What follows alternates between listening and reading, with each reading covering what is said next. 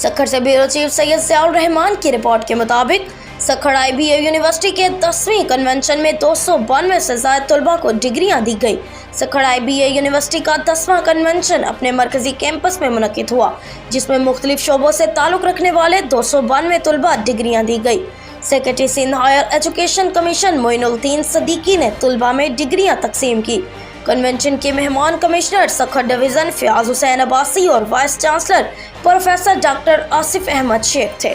फारिग अल तहसील तलबा को business administration, agribusiness, accounting and finance, computer science, software engineering, electrical engineering, तालीम, जिस्मानी तालीम और रियासी समेत मुख्तलिफ शोबों में डिग्रियां दी गई।